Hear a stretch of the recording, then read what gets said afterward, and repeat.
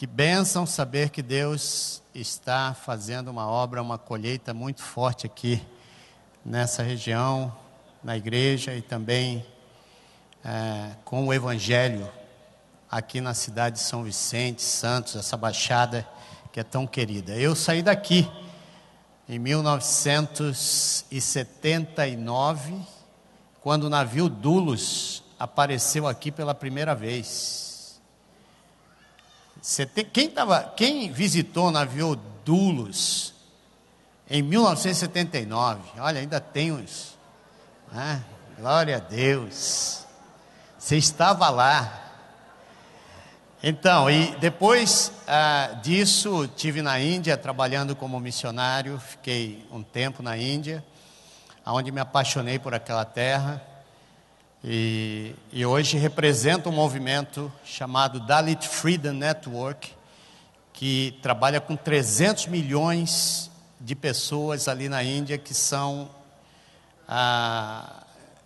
explorados em todos os sentidos, pessoas intocáveis, que até a sombra dessa pessoa se passar por uma pessoa que não que é do sistema de casta, ou que seja do sistema de casta, contamina aquelas pessoas.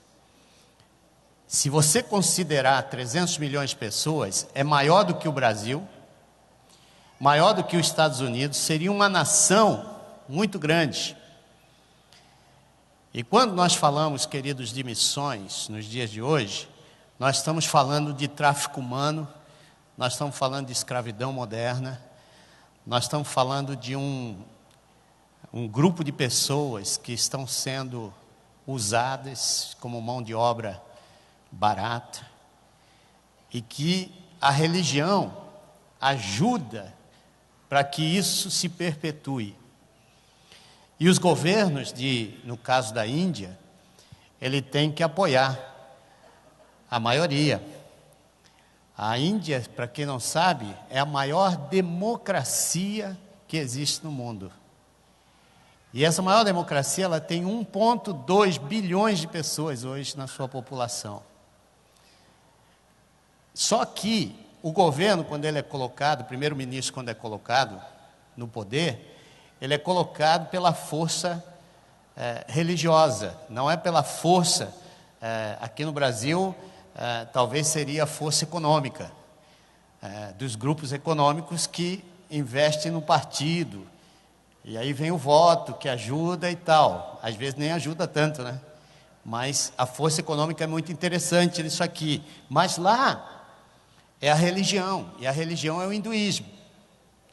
O hinduísmo diz que algumas pessoas nasceram com o favor de Deus, e outras pessoas são menos do que humanos.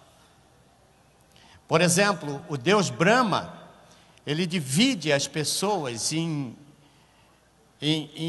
castas. E ele diz que o corpo dele é dividido em 4 partes, que dá as religiões mais importantes, ou as castas mais importantes daquela cultura. Por exemplo, quem nasce da cabeça de Brahma são os pensadores, são os gurus, os sadhus, são aqueles que incentivam com as ideias, com as ideologias, a sociedade, para que ela caminhe naquela direção religiosa. E tudo que acontece na sociedade vai acontecer em base àqueles pensamentos religiosos. Então, lá quem domina, na verdade, não é a economia, mas é a religião. Então, da cabeça de Brahma saem os pensamentos, sai a religião, saem os princípios morais.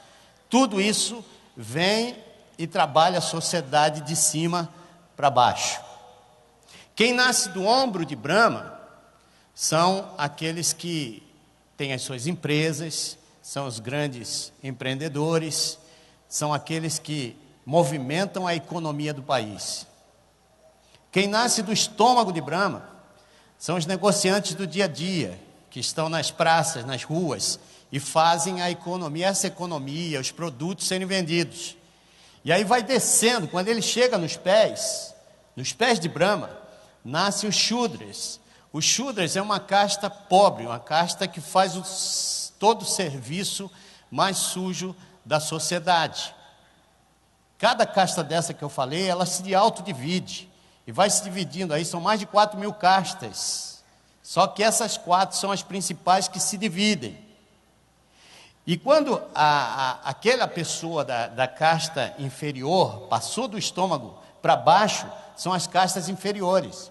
E essa casta inferior, ela faz qualquer serviço. Os Shudras fazem qualquer trabalho na sociedade. E aí tem uma outra casta, que Brahma diz que são menos do que humanos. São os Dalits. A palavra Dalit significa os esmagados.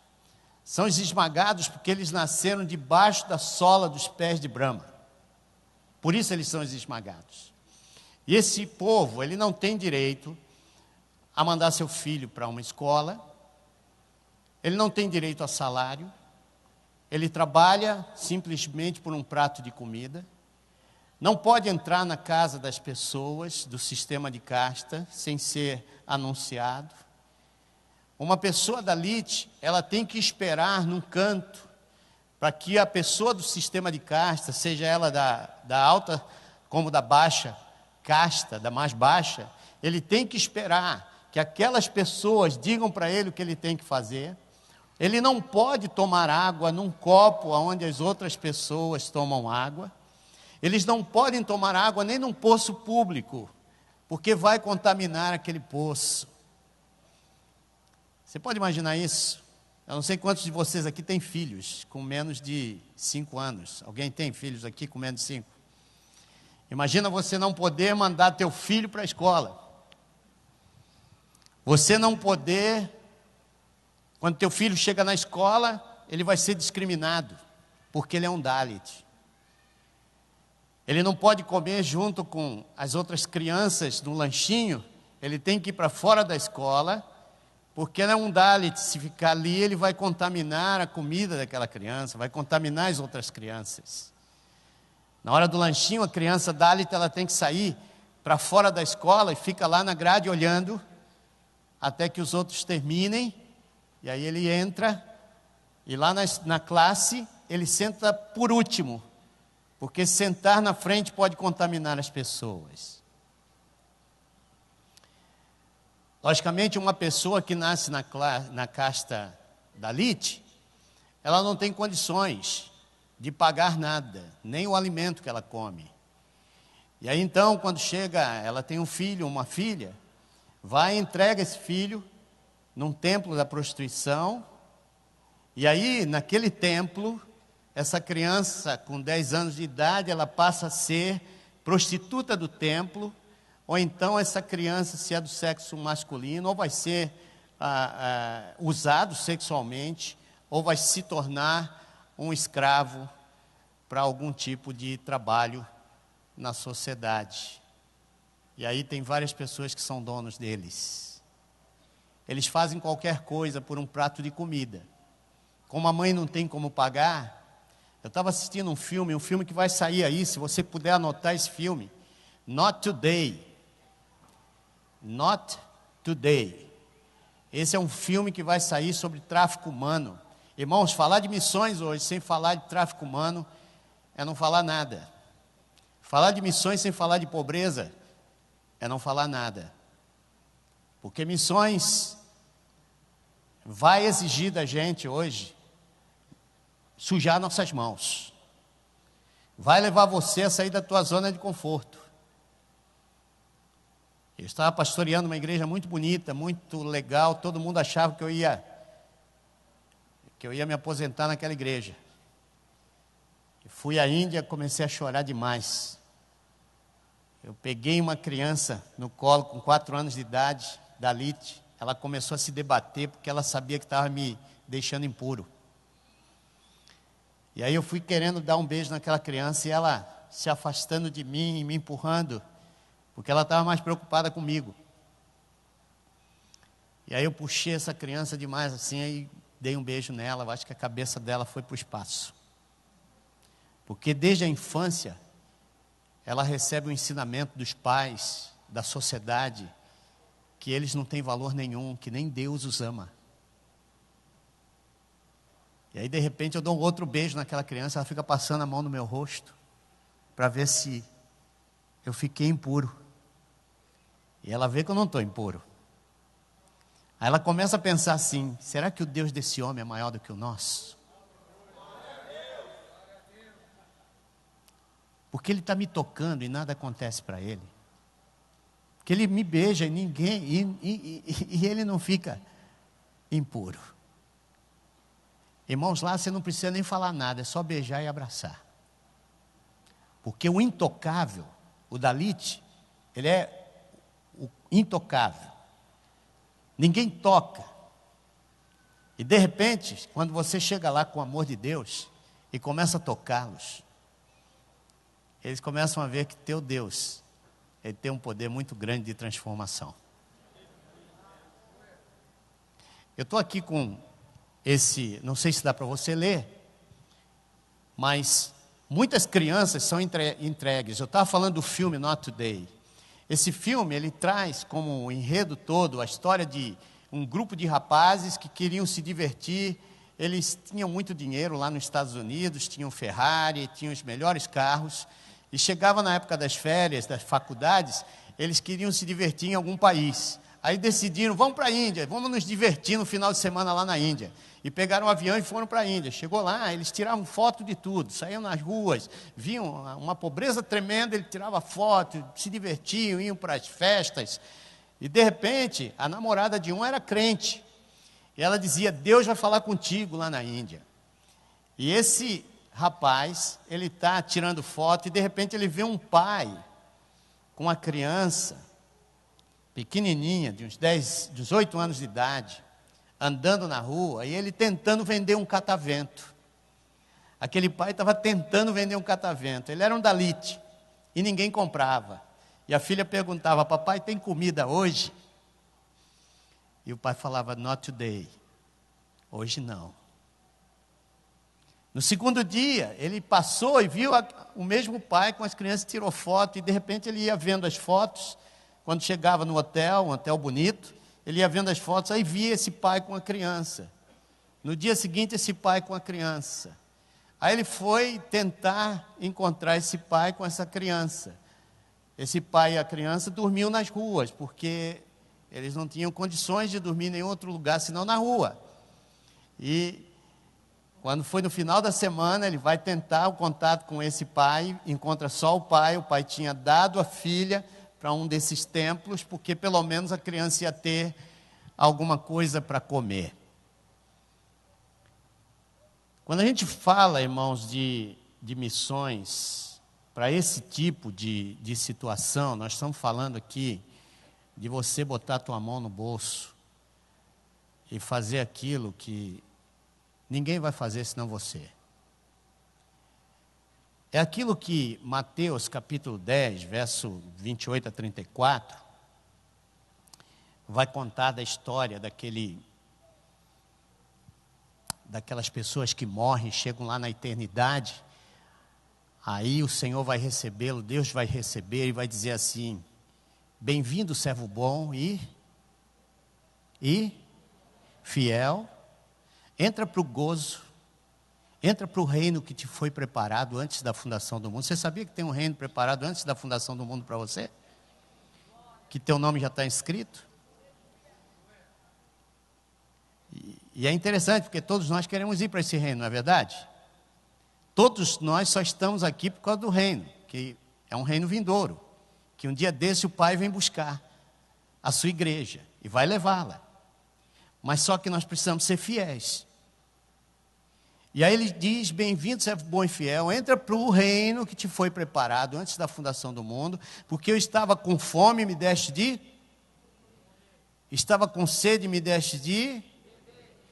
Estava com frio e me... Estava preso e foste me... E é interessante, irmãos, porque geralmente... Quando se fala de bendito ou abençoado, a gente pensa logo em dinheiro, não é verdade? A pessoa é abençoada porque ela tem. a pessoa é abençoada porque tudo funciona na vida dela, não é isso? Só que nesse caso, não tem nenhuma razão para ser essa interpretação, porque você já está no céu. E no céu você não leva tesouro. Aliás, o Senhor diz que você não pode colocar teu olho em tesouros terrenos que a traça e o ferrugem vai corromper. E é interessante porque quando o Senhor está falando isso, Ele está falando para quem já morreu. Não é para quem está vivo. Esse é um texto escatológico. Vinde, benditos do meu Pai, e possuí o reino que te foi preparado antes da fundação do mundo. E aí, é interessante, porque eu pensei assim, puxa, mas o que é ser bendito? E a resposta vem no texto seguinte, porque a ovelha, ela pergunta para o Senhor, quando eu te vi com fome? Quando eu te vi com sede? Quando eu te vi com frio? Quando tu estavas preso e eu fui visitar? Eu não me lembro disso. A ovelha não lembra, porque tudo que ela faz por causa de Cristo nele fazendo. Porque o caráter de Cristo está nele. Porque o Espírito Santo de Deus faz ele testemunhar das coisas que Jesus Cristo fez e ensinou. Então, quando se fala, irmãos, de fazer alguma coisa pelo próximo, não é porque ele é bonito, não é porque ele tem ou não tem, é porque você tem o caráter de Cristo e faz aquilo que Cristo faria se estivesse no teu lugar. Você está entendendo isso? Amém, irmãos? E é interessante que a ovelha, ela pergunta, quando eu te vi? Aí o Senhor vai falar, toda vez que você fez a um dos meus pequeninos, a mim você está fazendo. Aí eu diria para os irmãos, eu não sei quem são os pequeninos do Senhor. Aliás, se eu encontrasse você há 30 anos atrás, na rua, eu não iria te conhecer como pequenino do Senhor. Nem você me conheceria como um dos pequeninos do Senhor. Estamos juntos, irmãos? Estamos juntos? Porque às vezes o pequenino do Senhor é tão feio, tão sujo, tão deplorável, que a gente não tem nem ideia, a gente passa de longe. Aliás, a gente dá até umas desculpas. Ele está aí porque está pagando os pecados. E eu fico imaginando se o Senhor pensasse assim de nós, onde nós estaríamos hoje? E é interessante que quando você fala de missões para esse mundo que nós estamos tratando aqui, irmãos, é você quem vai fazer. É Deus te confrontando. Eu costumo dizer que missões é o estado, é você ver Jesus confrontando o estado miserável em que esse mundo se encontra. E aí quando você vê a miséria, você não espera ninguém te mandar fazer algo, você faz. Porque Jesus está em você. Estamos juntos, irmãos? Se nós não entendermos isso, a gente não entende a razão da obra missionária. Missões começam onde você está e terminam onde Deus quiser. Amém? Você está em missões. Você está brasileiro enquanto vida, mas você é cidadão do reino dos céus. Você está num caminho aqui. Você tem uma obra para ser feita aqui. Você não está aqui como um espectador religioso. Você é importante para o projeto salvífico do nosso Deus maravilhoso. E Ele te escolheu para isso. Estamos juntos, irmãos? Se eu não entender isso, eu não vou entender o resto do que nós vamos falar aqui. Olha só, lá na Índia, por mais de 200 anos, os pais estão entregando suas filhas, principalmente dessa casta Shudra e da casta Dalit, que compreende 1/3 da população de toda a Índia nos templos da prostituição. A criancinha, ela pode passar, por favor, a próxima. Ela vai receber uma pulseirinha assim, vermelha e branca. Isso significa que ela está se tornando agora uma deusa ou uma prostituta dos deuses daquele templo da prostituição. É interessante porque a criança ela vai receber o primeiro vestidinho dela. Ela nunca teve um vestido. Com 8 anos, 9 anos vai colocar um vestidinho. E ela vai ver aquele vestido bonito. E vai ter toda uma cerimônia. Ali ela está sendo iniciada já no projeto desse templo da prostituição. E na idade da puberdade, essa criança já está tendo sexo com 8, 9 homens aí por noite naquela cidade. Ela passa a ser uma prostituta do templo e todos os homens da cidade têm direito a visitar aquele templo e levar essas meninas, ou então num bordel da cidade que é a extensão desse templo. Pode passar, por gentileza, meu irmão. De todos os dalites, hoje, o que está acontecendo? 27 milhões, nós temos 27 milhões de escravos hoje no mundo. Tem crianças daqui do Brasil que estão sendo levada para fora do Brasil. Tem crianças que foram levadas, adotadas do Brasil, irmãos, que só serviram para tirar os órgãos dessas crianças e passar para crianças desses países ricos. A gente não encontra mais essas crianças.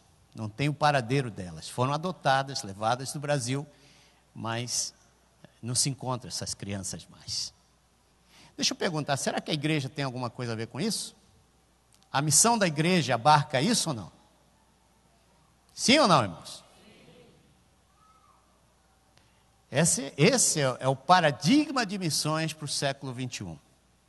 Quando você começa a sair, você vai ver tudo isso acontecendo, principalmente nos países onde nós precisamos alcançar com a mensagem do Evangelho. Você vai ter que trabalhar essa questão do amor ao próximo de uma maneira muito, mas muito aguçada. Então, dos 27 milhões de escravos hoje que nós temos no mundo, metade deles saem da casta dos Dalits, lá da Índia. Hoje, os islâmicos estão entrando dentro da Índia, porque essa gente não tem mais para onde descer em termos sociais, então eles não têm mais esperança, como eu disse aqui para os irmãos. Então, o que acontece? Eles chegam lá, oferecem para esse pessoal a eternidade, que Deus os aceita, desde que eles possam ser fiéis a todos os pedidos de Alá. E aí, então, essas pessoas se convertem, eles dão um pouquinho de dinheiro para a sua família, e colocam neles cinturões de bombas, e manda eles, trocam o nome deles para nome árabes, e eles estão entrando em todos os lugares aí, se detonando. 20% do terrorismo mundial hoje sai de dentro dessa casta. Para você ver que há uma falta de esperança no meio deles, porque essas pessoas não sabem, os filhos não vão poder chegar a lugar nenhum. Eles não chegam a lugar nenhum. Vocês vão ver daqui a pouco um videozinho deles falando deles mesmos, como povo, e dizendo quanto eles sofrem por serem dalites na sociedade. Talvez alguns aqui vão derramar até lágrimas de ver o sofrimento desse povo. Então, dos 27 milhões de pessoas que hoje são escravizados no mundo, metade deles são dalites. De todo o terrorismo mundial, 20% saem dessa casta. Pode passar, por favor. E aí vem toda a violência sexual que é feita. Um pai, por exemplo, que tem uma filha, na hora que essa menina cresce e ela vai se casar, ele arranja o casamento, mas o pai tem que pagar um dote. E muitas vezes, pelo pai ser tão pobre nessas castas mais baixas, ele fura o olho da criança, porque aí essa criança, segundo a religião, é amaldiçoada, e aí não vai se casar, e ele não tem que pagar um dote, que ele não tem o dinheiro que ele não tem. É triste isso, né?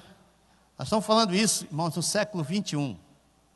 Isso está acontecendo hoje na Índia. Aliás, se você quiser ir comigo para a Índia, eu vou todo semestre, levando 20 pessoas comigo.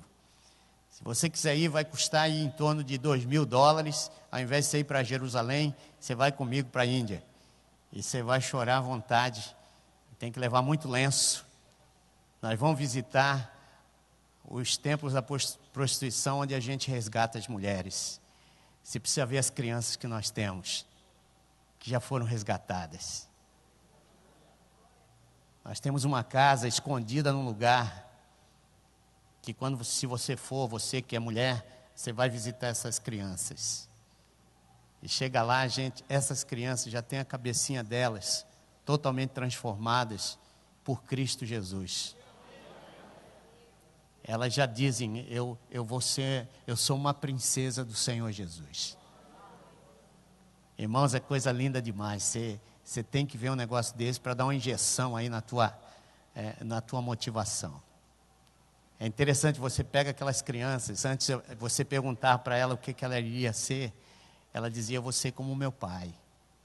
E o pai dele entra no tubo de esgoto, e você vai ver isso daqui a pouco, para desentupir tubo de esgoto, sem máscara, sem nada, mergulhando naquela sujeira, para desentupir a canalização. E ele não tinha outra esperança senão ser como o pai dele.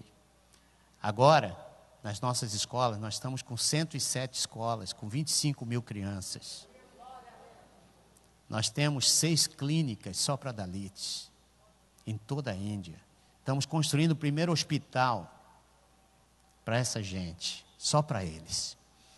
Nós já estamos com 3.600 igrejas plantadas nos últimos 15 anos, irmãos, desde que nós começamos esse movimento.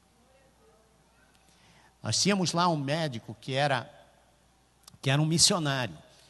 Ele começou todo esse projeto.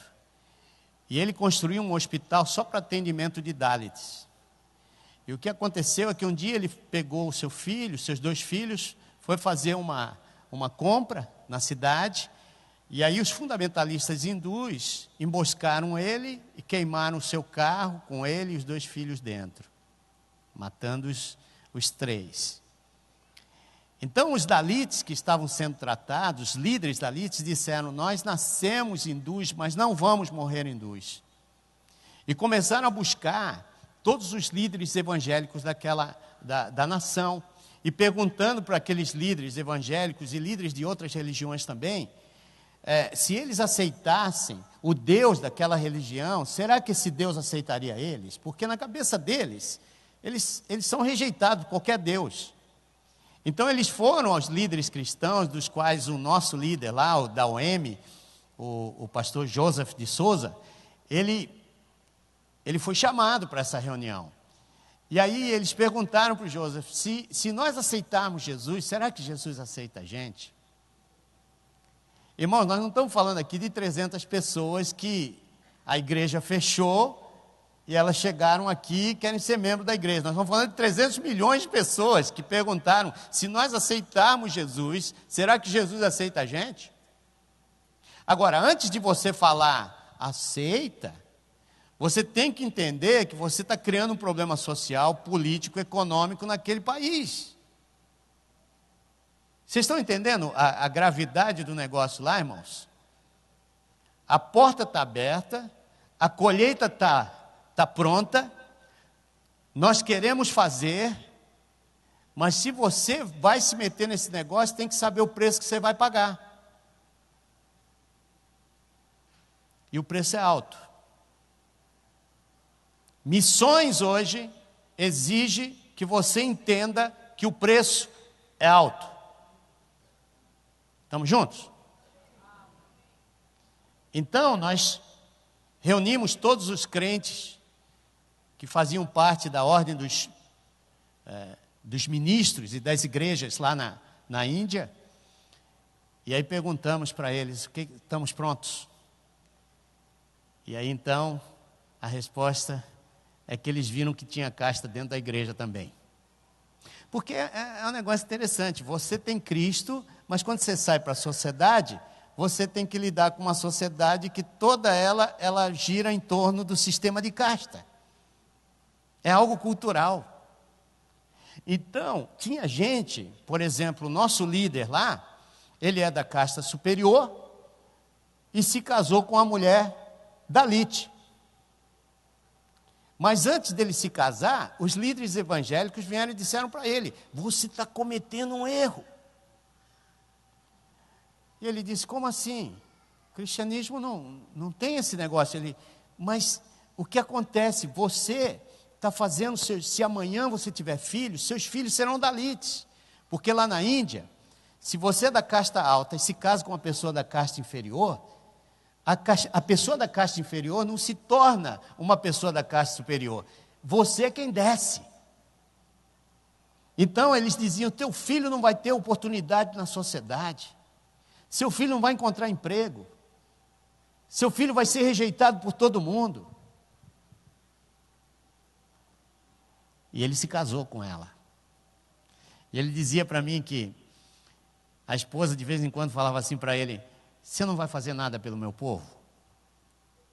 Ele dizia: eu estou fazendo, estou pregando a palavra. Porque para ele era só pregar. Aí, de vez em quando, a esposa: você não vai fazer nada pelo meu povo? Ele: eu estou fazendo. Ele disse que dividiu o ministério dele, de 40 anos, em duas etapas. Os primeiros 20 anos era essa pregação da palavra, só pregar, blá, blá, blá, blá, blá, blá, blá, blá, blá. E a segunda parte do ministério dele, os outros 20 anos, ele começou a pregar no meio do povo dalit. Aí o evangelho mudou. Ele disse o seguinte para mim, e aquilo me impactou bastante. Ele disse que os dalites vieram para ele e disseram assim: me apresenta aquele Jesus que estava em Gênesis 1 com o Pai, e disse um ao outro: façamos o homem a nossa imagem, segundo a nossa semelhança, porque esse Deus não divide ninguém em castas. É esse Deus que nós queremos. Posso ouvir um glória a Deus aí, não? Eles leram a Bíblia, irmãos, e descobriram Jesus em Gênesis 1. Descobriram Jesus lá. E disseram para a gente ainda mais: apresenta aquele Jesus que no livro de Lucas, ele se levanta na sinagoga e pega o profeta Isaías e discorre sobre o profeta Isaías, dizendo: eu vim pregar para os pobres, eu vim curar o enfermo, e eu vim apresentar o ano aceitável do Senhor. E eles sabiam que o ano aceitável do Senhor era o jubileu, e que no jubileu, todas aquelas pessoas que perderam tudo, eles recebiam de volta. Em outras palavras, apresenta o Jesus que prega justiça. Nós queremos conhecer esse Jesus. E aí fizeram 3 pedidos para nós: liberta nossos filhos. Nossos filhos estão sendo levados como escravos, como prostitutas. Nossos filhos não têm um futuro. Liberta os nossos filhos. Segundo pedido que eles fizeram: liberta as nossas mulheres. Nossas mulheres, elas estão sendo simplesmente catadoras de excremento humano na casa do pessoal do sistema de caste e das castas altas. Liberta as nossas mulheres. De dia elas são intocáveis, de noite todos tocam nas nossas mulheres. E nós temos que ficar calados. E o terceiro pedido que fizeram para a gente: sejam a nossa voz. Nós não queremos ser um número, nós queremos ser gente. Irmãos, que tal? O que você diria? Venha, porque tem lugar para vocês? E aí, irmãos, começou todo esse projeto nosso. E nós dissemos para eles: nós vamos receber vocês pela fé. E nós vamos criar 1.500 centros de educação e saúde. Nós vamos ser a voz de vocês. E a partir daí o Joseph se tornou um preletor na ONU, defendendo a causa dos Dalits lá na Índia. Esse homem já foi envenenado 2 vezes. Ele é caçado o tempo todo. Já perdemos 30 pastores queimados. Várias igrejas foram derrubadas, porque as pessoas têm ciúmes do que está acontecendo com os Dalits. E deixa eu dizer uma coisa para você: fazer o bem dói. fazer o bem vai causar em você que você sofra.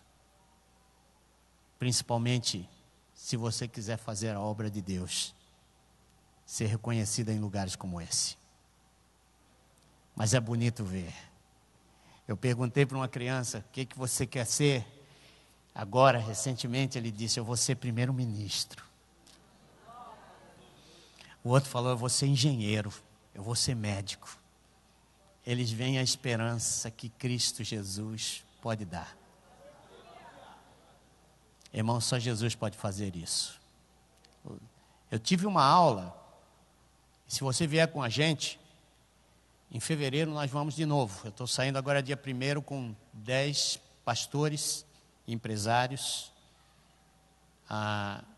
Mas em fevereiro nós vamos outra vez. Todo semestre eu estou indo. Depois em julho. Você vai visitar um senhor que hoje é PhD em Ciências Políticas em Harvard. Ele fez Harvard e é um Dalit. Ele conseguiu escapar, saiu fora daquele país. Alguém começou a investir nele. Ele chegou a Harvard e fez PhD em Ciências Políticas para ajudar o seu povo e voltou para a Índia. Só que lá na Índia ele continua sendo Dalit, então ele não tem condições de dar aula para hindus, mas ele dá aula para o pessoal islâmico. E aí eu fui lá na faculdade islâmica com os nossos pastores e visitamos esse homem. E ele estava dizendo para a gente, olha, ele escreveu um livro, e o título do livro, eu estou traduzindo esse livro para o português, vai sair nos próximos meses aí esse livro, aqui no Brasil. Porque eu não sou hindu. Ele escreveu esse livro. Ele é uma pedra no calçado do primeiro-ministro indiano, que veio aqui ao Brasil recentemente. E é interessante isso, porque ele falando para a gente, ele disse assim, por que vocês, brasileiros, não vêm para cá e trazem Jesus com uma mensagem de vocês? Porque Jesus, ele não vem com arma nas mãos. Jesus, a única arma dele é o amor. E vocês sabem abraçar, vocês sabem tocar o meu povo. O meu povo, eles precisam de vocês, cristãos, verdadeiros, que venham para cá e possam fazer com o amor que vocês têm, aquilo que nenhum governo pode fazer. Irmãos, eu estou falando de um Dalit, dizendo isso para a gente. 20 pastores sentados, e a gente escutando aquele homem, e ele dando uma aula para a gente de hinduísmo, e dizendo para nós, se vocês não vierem, os islâmicos vão ganhar o meu povo. E aí vocês vão ver a destruição que vai ser para o mundo. Eu estou dizendo para vocês, venham logo, porque a colheita está aí. Porque se vocês perderem o tempo, essas outras religiões virão. E eles vão fazer um estrago até lá no Brasil. 300 milhões de pessoas. E aí, irmãos, nós começamos esse projeto, estamos com essas 107 escolas, 25 mil crianças ali estudando com a gente. Nós temos essas 6 clínicas, estamos com um hospital em construção, 2 faculdades, uma de administração, uma de direito. Nós temos trazido políticos de fora do país, lá da Inglaterra e de outros lugares, para ensinar política para o pessoal. Temos um seminário com mestrado e doutorado acontecendo só para Dalit. E o que está acontecendo? O Dalit, quando ele se forma, a gente compra um terreno no meio de várias favelas Dalit, um terreno de 2 alqueires, e aí a gente coloca esse teólogo ali para ser o diretor da escola. A gente ensina não somente teologia, mas ensina administração escolar para ele. E ele sai do nosso seminário e vai plantar uma escola. Naquela escola, enquanto as crianças estão estudando, os pais estão recebendo um curso profissionalizante. E a gente tem uma comissão técnica que ajuda esse pessoal a plantar o seu negócio na favela. Aí você vai na favela, está lá, corte e costura Bom Pastor, bicicletaria Bom Pastor, Quitanda Bom Pastor. Tudo é Bom Pastor. Eles mesmos deram o nome. Porque quando começou essa colheita de gente vindo para o cristianismo, as denominações correram para lá e queriam plantar suas denominações. Aí eles disseram, não, nós não queremos denominações, porque senão vamos nos tornar outra vez fundamentados em castas. Nós não queremos mais castas, nós só queremos Jesus. E aí eles disseram, nós queremos o nome Bom Pastor para o nosso movimento. Então tudo que eles fazem é Bom Pastor. Aí no ciclo, quando a gente coloca lá a escola, o sistema de alfabetização é bíblico. Então as crianças cantam hinos, as crianças aprendem a citar versos bíblicos. Você chega lá, irmãos, elas se levantam, uma disciplina tremenda, começam a citar textos bíblicos para você e cantar hinos. É emocionante demais o negócio. E aí você pergunta para as crianças o que elas vão ser, você tem as coisas mais lindas do mundo. E você começa a perceber o poder de Cristo naquela situação. E é interessante que, com tudo isso acontecendo, né, agora eles estão se levantando e saindo para as ruas e dizendo, nós não queremos mais discriminação sobre as nossas famílias, o nosso povo. Nós queremos os direitos democráticos que o país tem, que são também nossos direitos. Você vê o que o Evangelho faz? Conhecereis a verdade? Toda a verdade, e toda a verdade é divina. Não existe verdade que não seja divina. E o que Deus está fazendo naquela nação, irmãos, é incrível. Não dá para separar a palavra de Deus da ação de Deus no meio do povo. É interessante, eu estava lendo recentemente a história das civilizações, para fazer uma tese que eu tenho trabalhado. A minha tese está sendo dirigida para diálogos ecumênicos patrocinados pela ONU que afetarão a evangelização. É uma tese difícil porque ela trata com a Unesco, já tem resoluções aprovadas na Unesco, muitas delas que vão vir de encontro aos princípios bíblicos de resgate de pessoas com o Evangelho. O teu Evangelho, nos próximos anos, vai ser tão ralo, mas tão ralo, que vai ser difícil da gente perceber quem é e quem não é cristão. Talvez agora mesmo você já está percebendo isso na sociedade aí, não dá quase para perceber quem é crente e quem não é. De tão ralo que está o negócio. Por quê? Porque as leis vão colocando, geralmente, o crente numa situação que você não pode pregar, porque se você falar determinadas verdades, como por exemplo, você é um pecador, você está discriminando, você está criando ódio na sociedade, e tudo isso já está sendo tratado na Unesco como pontos que todas os países, as nações que são signatárias da Declaração dos Direitos Humanos Universais vão ter que aplicar nas suas constituições as resoluções que são aprovadas. Então nós temos algumas coisas interessantes que estão por vir, que vão afetar a evangelização. Você não vai poder ofender ninguém quando você disser quem é Jesus na tua vida.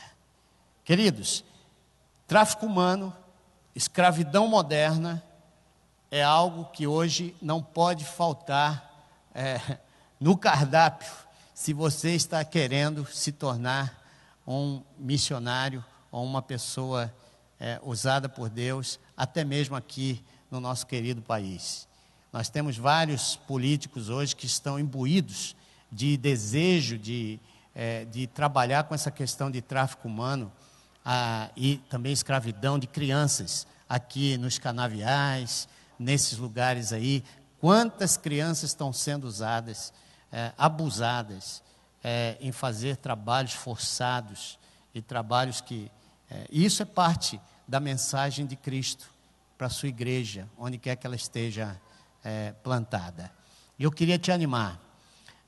Uma criança lá na Índia, para trabalhar na nossa escola, ela custa, para estar na nossa escola, ela custa R$70. Ela recebe uniforme, o sapatinho E material escolar, comida, tudo isso, professores, por R$70 você sustenta. Eu tenho um alvo aqui no Brasil de levantar 2.000 crianças esse ano. Já estamos com 590 crianças patrocinadas por brasileiros, e a primeira escola acabou de ser construída por uma denominação brasileira que começou a construir essa escola, já está terminando, e nós vamos ter 400 crianças estudando na nossa escola, ali naquele lugar. Se você quiser depois conhecer mais sobre esse projeto, eu vou estar aqui hoje e amanhã, vou colocar uma mesinha por aí, eu cheguei agora, mas vou colocar uma mesinha por aí, para você que quer saber mais, vir me procurar. Se quiser ir conosco lá na Índia também, vamos planejar isso. Eu tenho o maior prazer de levar caravanas. O ano que vem eu quero levar médicos, dentistas, administradores, que queiram vir passar um mês com a gente lá na Índia, ajudando as pessoas, ajudando os Dalits em diferentes comunidades com as nossas clínicas. Se você quiser também fazer parte disso, venha conhecer o que a gente está fazendo lá, e sem dúvida Deus vai motivar a tua fé aqui no Brasil para fazer muitas coisas bacanas. Missões começa onde você está e termina onde Deus quiser. Você não está aqui para ser feliz, hein? A tua felicidade, você foi criado para a honra e glória do Pai. Amém? Quem tem que rir com você é Ele. Amém? E vocês, a nossa felicidade, queridos, só está em cumprir aquilo que Deus quer para a nossa vida. Aí nós vamos ser felizes. Aí nós vamos saber o que é família. Aí nós vamos saber o que significa andar numa sociedade como cidadão, com direitos. E aí nós vamos olhar para os outros e dizer: esses mesmos direitos que eu tenho, eu quero para você. Você ama o próximo? Ama mesmo? Você já percebeu como é difícil amar o próximo? É só ir no self-service. Você vê quanto de amor ao próximo a gente tem. Eu vejo lá aquelas bandejas de alface, né, gostoso assim, aquelas folhas verdinhas. Aí eu olho, tem uma folha machucadinha. Aí eu vejo aquela fila grande, aí vejo aquela pessoa lá no final da fila. Aí eu pego aquela folha machucadinha para mim e deixo as outras bonitas, porque eu sei que aquela pessoa lá atrás precisa comer melhor do que eu. Não é verdade isso que a gente faz, irmãos? Não é? Não é assim? A gente ama o próximo, né? Como a gente ama. E Deus quer trabalhar isso na gente. Tem um pastor amigo meu que ele diz que o momento que o crente mais mente é quando canta. Você já viu? A gente canta uns negócios interessantes. Quebra a minha vida e faz-a de novo. Aí o Senhor começa a quebrar. O camarada fala: está amarrado. Não é assim? Vamos dar uma olhadinha no vídeo para você perceber quem são os Dalits. पैसा में रोटली आप छोकरालाई संदास ल्याइ नै रोटली आप बिजु काई नै बाल दाढ़ी नहीं करा था आज हमारे हमर बाल दाढ़ी बुद हम कदी ने बाल दाढ़ी करा जाए तो किसी में अबड़ाई से हमारे नाइट बंदो करे सक बैंकियन काम मंदिर में तो कोई जावा ज નથી દેતા આ અમારે મોળાકતની પૂજા કરવી હોય તો બહાર બેસીને કરવાની, અંદર નહીં જવાનું. રહીમ કે હમણાં સ્કૂલમાં ક્યાં ગાબે તમે ભણી ગયા છો மாடு தூக்கிட்டு வர சொல்லுவாங்க. அது தூக்கிட்டு போய் அங்கிட்டு ஊரை விட்டு போடணும். அங்க பூரா தாழ்த்தப்பட்ட ஜாதி, கடைக்காரர் வந்து உயர்ந்த ஜாதி, உள்ளெல்லாம் போக முடியாது.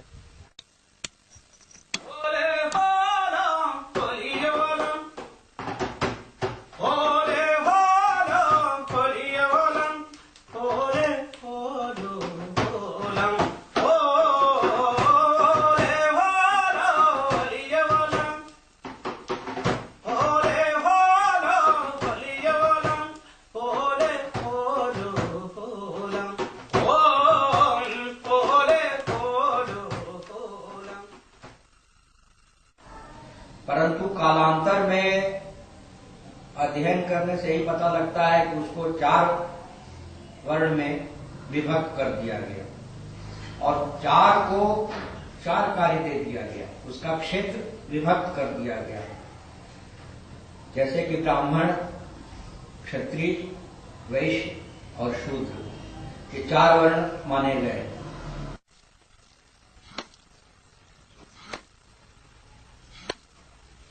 ठीक है सर।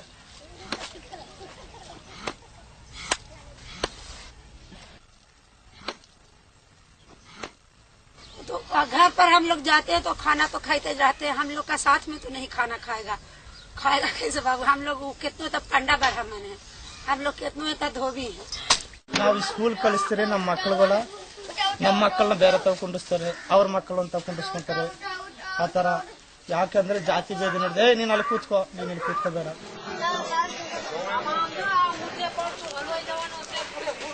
એમના આ કપમાં ના પીવાય ને? એ કપમાં નહીં. ત્યાં એમના દૂધ પોતાનું કપ પીવે. હમણાં પીવે નહીં પાછા બીજા. આવી રહ્યું તમારું. એ તો બધાને ખબર હે. આ તો અમદાવાદ સિટીમાં તો પડકે બેન પીતા હોય. જેનું કામ હોય ઈ જ કરે. દીકરી હોય હારે જાય, વહુ હારે જાય, તો ભરવાડ દોવાનું કરે, ભંગિયાનું કરે, લુહારનું કરે, હુતારનું કરે. અમુક સફાઈ કામદારો શું છે કે અમુક રાજકીય આંધીમાં આવી જાય. સફાઈ કામદાર ક્યારે થયો હોય, અનએજ્યુકેટેડ હોય ત્યારે કામ સફાઈ કામદાર થયો હોય. દાડા ને હોય તો ભરવાડ ને દાડા 8 મણ ને બધાને પંજા ને કઈ છે ને સુતાર ને બધા ને એ જ આપવાનું. இப்போ நடைமுறை இப்போ மாற போய் 2000க்கு அப்புறம் வீட்டுக்கெல்லாம் எல்லாம் வருவாங்க. இப்ப எல்லா வேலையும் செய்தாங்க. ஆனா சேதுகீரில் உட்கார விட மாட்டாங்க.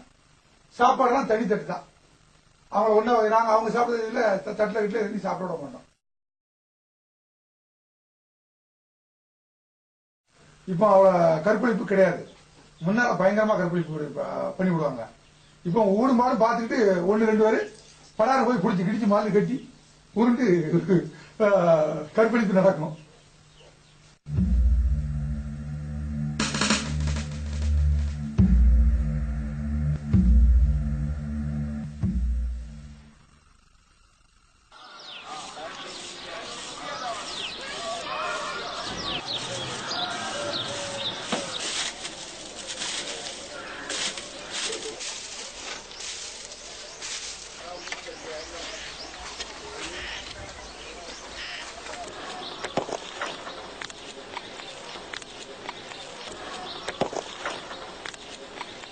కళ్ళు తిరిగేది, అన్నం తినేది, అన్నం తిందేమి ఇష్టం ఉండదు.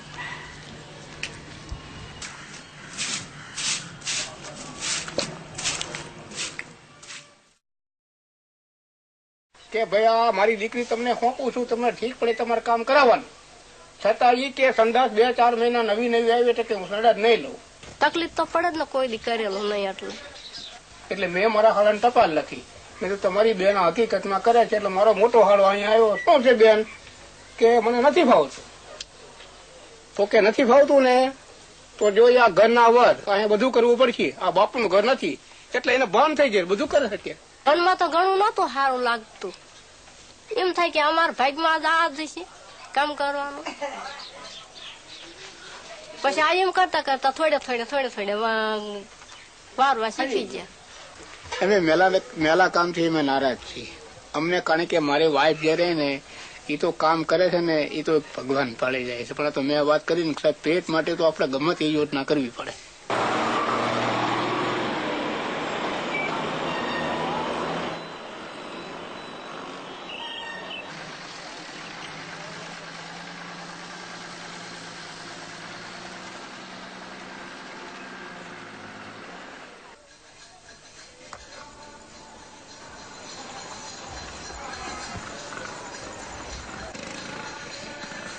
ઉતરતા એકદમ ગેસનો ઝટકો લાગ્યો એટલે આખું હાથ ફેલ થઈ જાય અને માણસ ત્યાં ખલાસ થઈ જાય.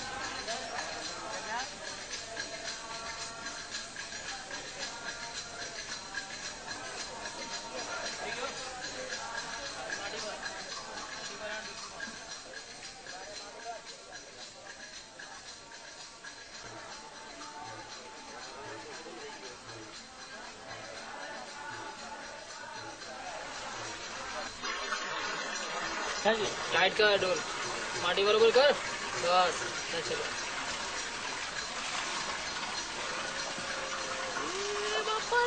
चलो आज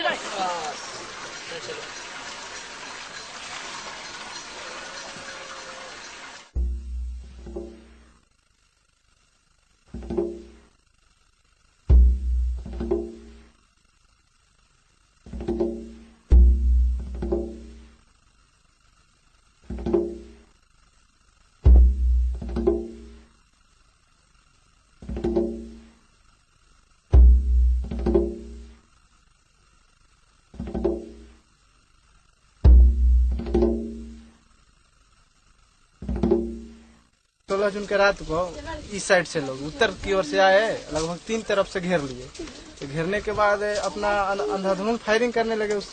जो लोग इधर छिपे बचे और जो स्पॉट पर पकड़ा गए मरा गया।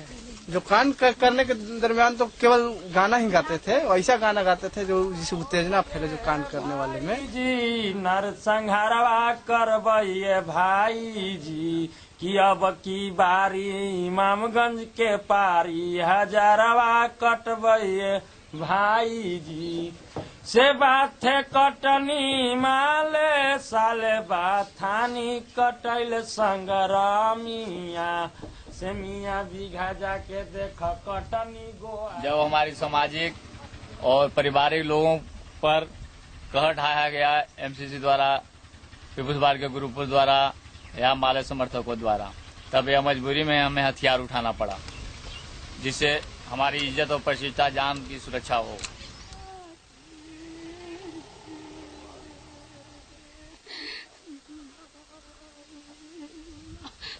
का बोले हमारे बाबुआ के का चिल्ला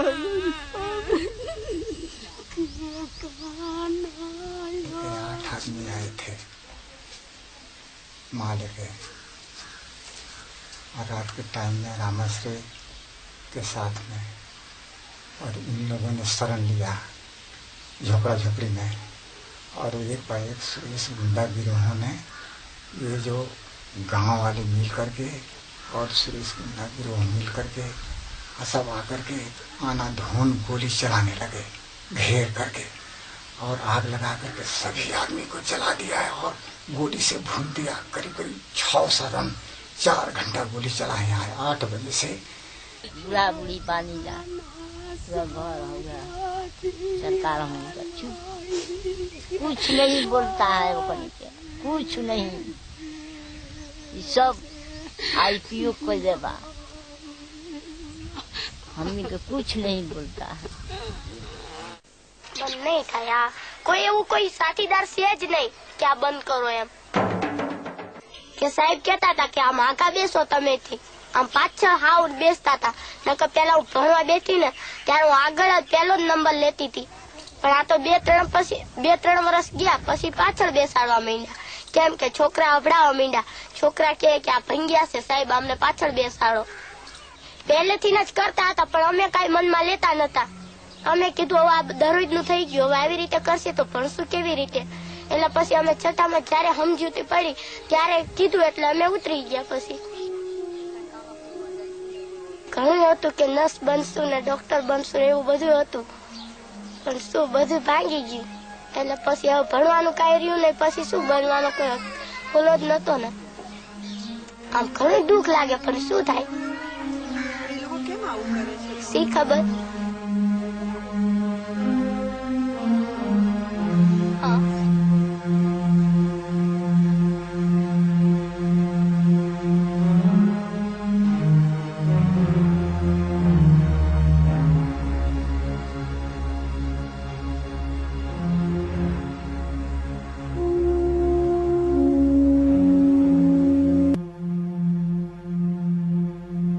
Essa é a história dos Dalits.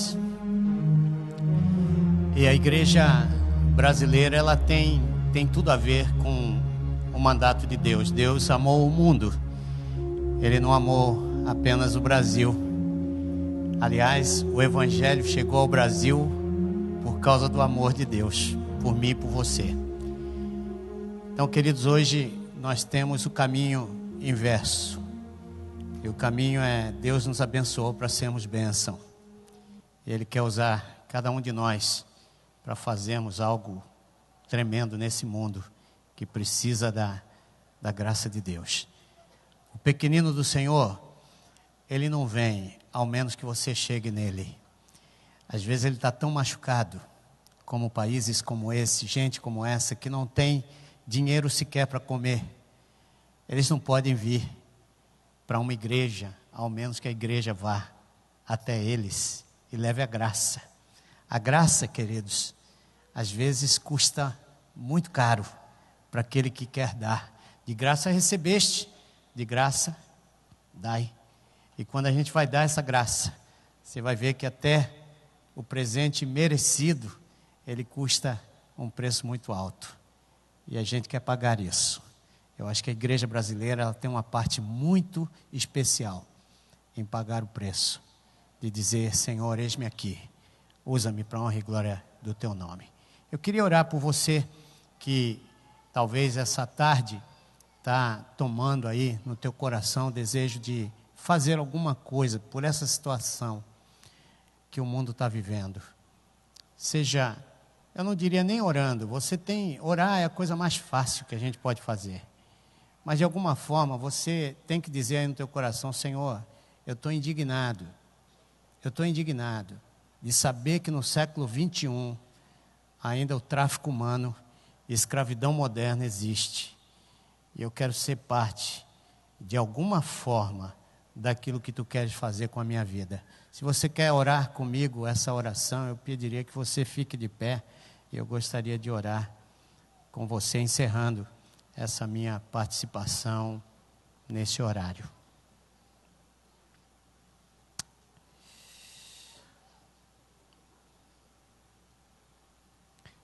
Pai, nós ficamos estarrecidos em saber, Senhor, que em algum lugar no mundo, crianças não vão ter a chance que nossos filhos têm. Ficamos estarrecidos, Senhor, com a injustiça.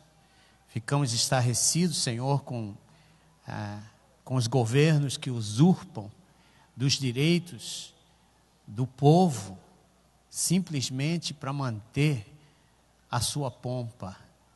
Ficamos estarrecidos, Senhor, ao vermos tanta injustiça nesse mundo. E, Pai, nós queremos te pedir que, em nome de Jesus, tu nos use a partir do lugar que nós estamos, para sermos instrumentos, Senhor, da tua paz, do teu amor, da tua graça. Senhor, que custe o que custar, nós possamos, Senhor, colocar nossas vidas à tua disposição, para que, Senhor, o teu nome seja reconhecido. Deus, não há uma forma mais esplendorosa de se mostrar como uma pessoa cheia do Espírito do que sendo testemunha viva da transformação que só Jesus pode fazer em nós. Nos ajuda, Senhor, ao sairmos desse lugar, que nós possamos expor essa graça maravilhosa que nos alcançou, que nos fez, Senhor, gente amada pelo Pai, gente fiel ao Pai. E, ó Deus, agora tu estás nessa conferência tremenda desse fim de semana, nos confrontando com um mundo que nós não conhecíamos.